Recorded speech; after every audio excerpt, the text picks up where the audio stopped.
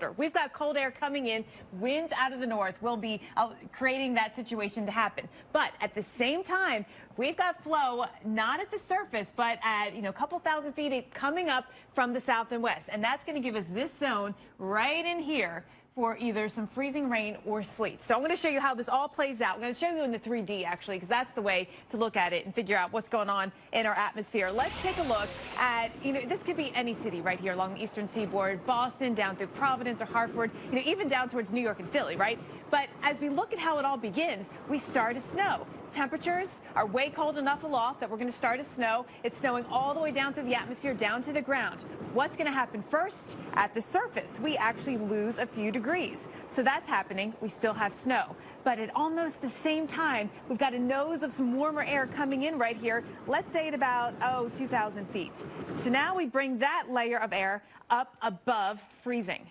And that's going to allow the snow above to melt, and there's not enough time for it to turn back into anything frozen before it hits the ground, so it just freezes on contact. That's the freezing rain, and that's a situation we could get into. Also, we could get a little more warmer air, say above 4,000 feet. And if that happens, what's going to happen is that we have snow up top, then we get some melting, but then there's enough of a layer that we're going to get refreezing, and that's when you end up with sleet.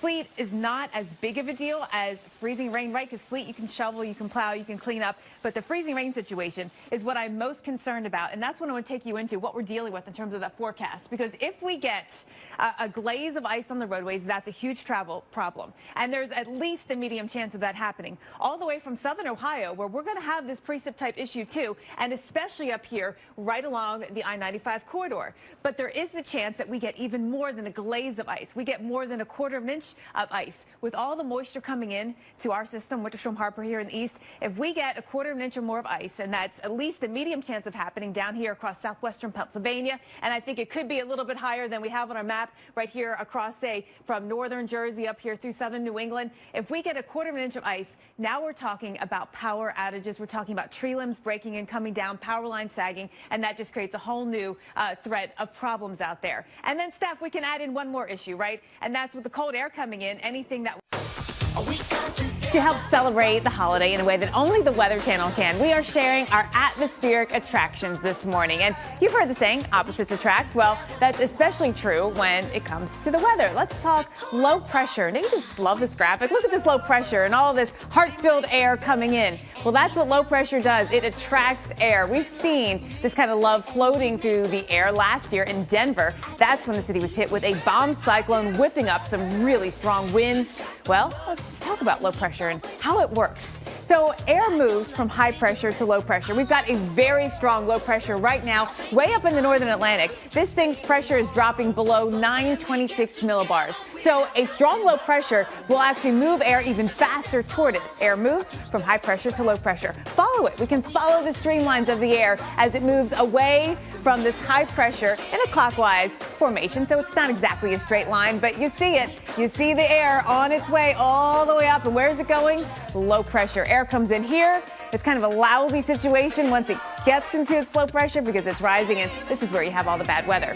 Meanwhile, lightning getting its electric groove on as it boogies between the atmosphere. Look at this. We got the positive, we got the negative, and there's an attraction, and with that, it's electric. We've got lightning. It can create some really amazing shots as it dances across the night sky. This video capturing lightning striking over the Keys in Florida. So how does lightning form anyway? Well, it is all about these charges, separation of charges. You've got ice particles inside these tall cumulonimbus clouds. You've got rising air, and you've got the particles moving around and bumping against each other, and you end up with a separation of charges. The heavier negative charges will sort of settle down into the mid-levels or lower levels of the cloud, the positive ones to the top, and when they make that connection, there's a buildup of charges. Well, you see the lightning. Sometimes it's in cloud, sometimes it's cloud to ground when you have all those positive charges from the ground build up and you make that connection.